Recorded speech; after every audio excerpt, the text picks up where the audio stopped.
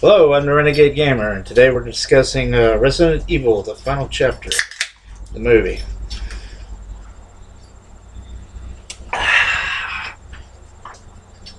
Um, I just finally got to watch it. It was on TV. I would have watched it when it came out, but well, I was on the road, so no change there. To let you know ahead of time, yes, I have watched all the Resident Evil movies, and I actually like them. I know they're not good movies, but I find them enjoyable nonetheless. I'm also a fan of the Resident Evil series. That might you might find it quite a contradiction because I'm quite knowledgeable about the Resident Evil series of games. um, why would I like the movies and also like the games? Because the movies outright it kind of destroy all the lore of the game and all the characters in ways. I look at it two different forms. I like both. You can call me a hypocrite if you want, that's fine. But let's talk about the movie itself. So,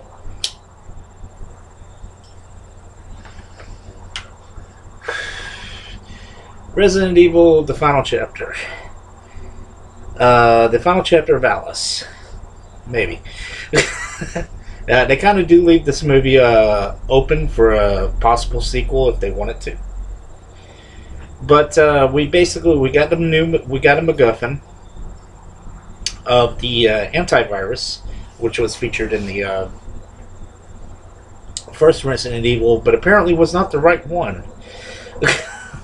I also thought it was featured in the second Resident Evil, but apparently it wasn't that one either. It was the G virus, I guess. I will admit freely, it's been a while since I've watched all of the Resident Evil movies, so some sequence of events and maybe a few plot points have gone out of my head. That being said, this movie did a decent job of wrapping up a lot of things. However, I remember at the end of the last movie, they ended up in Washington, D.C. because Wesker got them all there. I kind of wish I knew what the fuck happened in Washington, D.C. I know they kind of tell you that Wesker betrayed them and all that mess. I wish we would have seen that on screen instead of being told about it. But whatever. This movie likes to basically have an action scene every 3 minutes. And the action scenes tend to last about maybe 6 minutes. Sometimes a little longer, but there's always something going on. Not that big a deal. It's an action film. You kind of expect that. But I will admit, I wasn't prepared for this much. There's a lot of deaths. There was only 4 characters I remember the name of.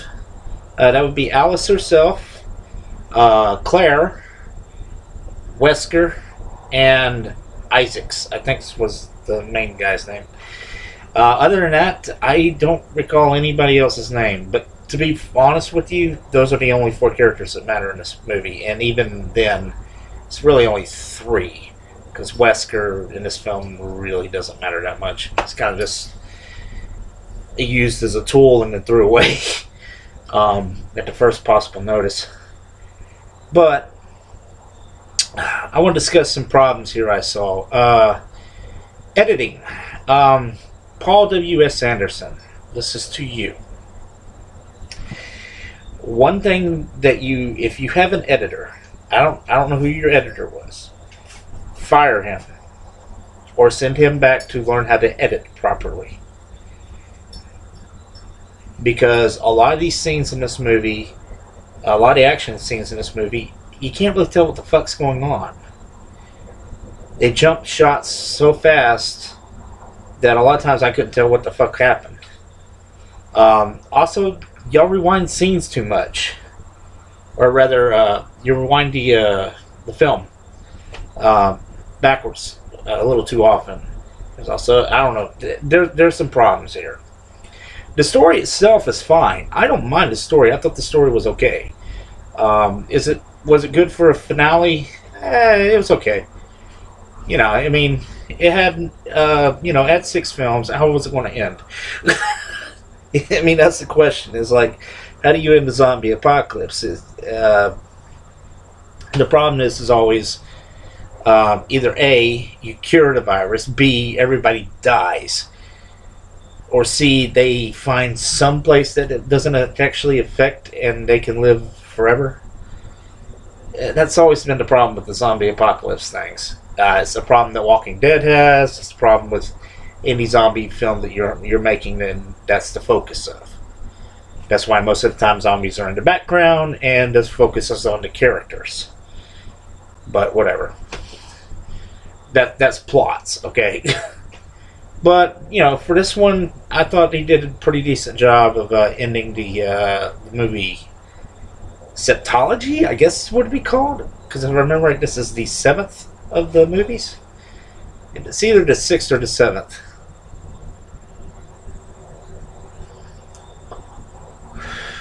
So it's either a hexology or a septology. Let's see. Milla Jovovich always does a great job with Alice. She's not the best actress in the world, but she knows how to play this role and she knows how to pull off badass. So there you go. She also got to expand a little bit into her acting ability in this movie. And the parts that she did it in, I thought she did pretty good. She was really. I really enjoyed watching her on screen. She, like I said, I always like watching Milla Jovovich anytime she's in any role. Even when she's playing Joan of Arc, I even enjoyed that movie, even though it was kind of a slog to get through. But I wish I could remember the other people that played the other parts. I don't. I've seen the guy that plays Isaacs in a few films here and there. He always does a good job playing villains, but that's all I've ever seen him play is villains. So I was curious when he went with Claire again, though, because in the last film, if I remember right, they did Leon, Jill, Ada, Barry. I think those were the 4 that they had in the last film that they had. And I remember they killed Barry off, but Jill was saved at the end of the movie, and everybody was, like I said, everybody was in Washington, D.C. So, what I don't understand is this. They mention it flat out that there's 4,479 people left in the world. That's not a very large gene pool to pull from, okay? Even if you save the world, you're talking about it's probably going to take at least a few hundred years to get any kind of population going. Because, you know, I mean, that's across the entirety of the world. So, yeah. But in this film, it's revealed that Umbrella's... Oh, sorry, spoilers.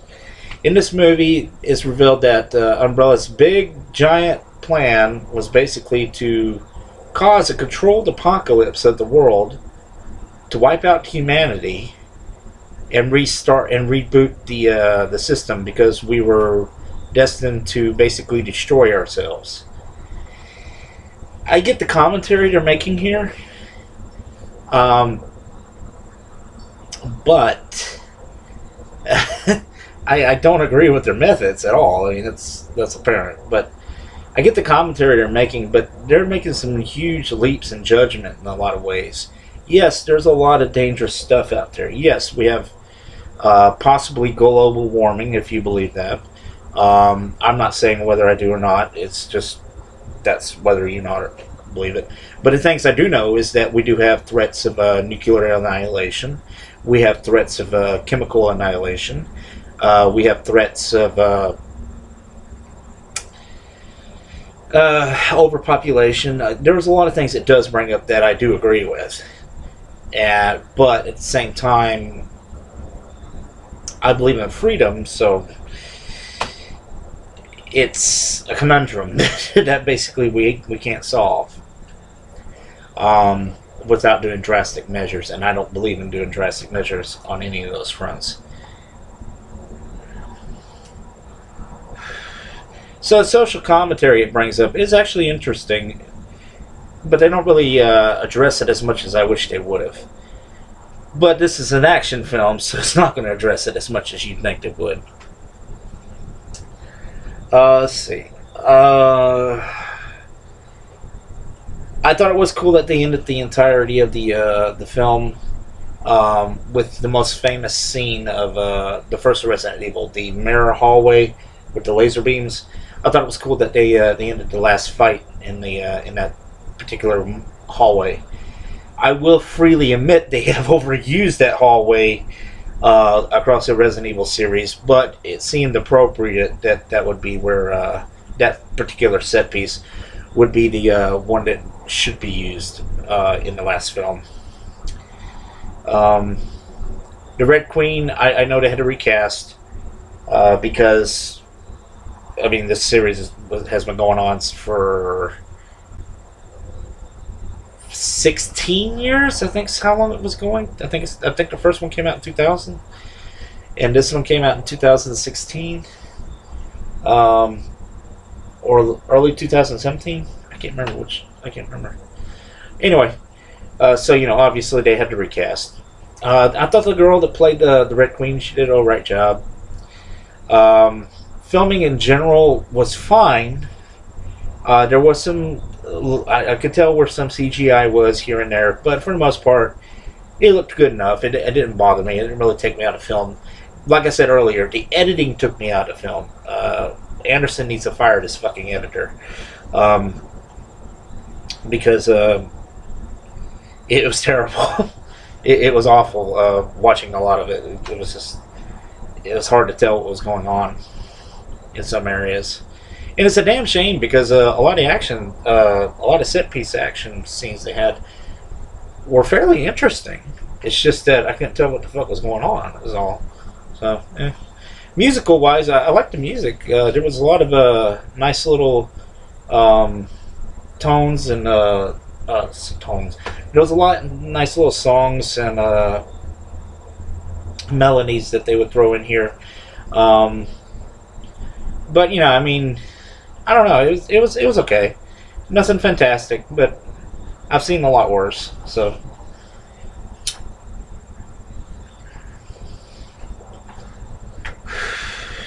Would I recommend watching Resident Evil, the final chapter? Well, my advice is this. If you're 6 movies in, you might as well finish the series out.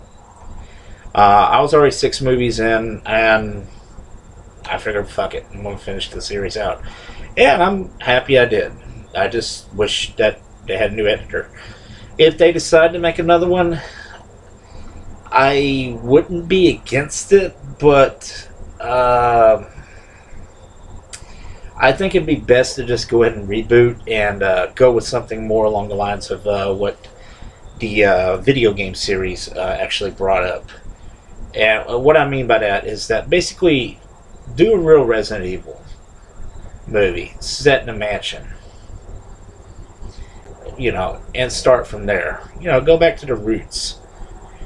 That being said, I'm glad that this series is done. It was a fun series. I enjoyed it. The action films, you know, like I said, they're not great movies, but they're ones I do find entertaining. So, you know, you can say I have bad taste, that's fine. I don't give a shit. But, yeah, so I liked them. They were fun. Anyway, I'm the Renegade, and it is late. I'm the Renegade, and y'all take it easy, and I'll catch you in the next episode. Till then, adios.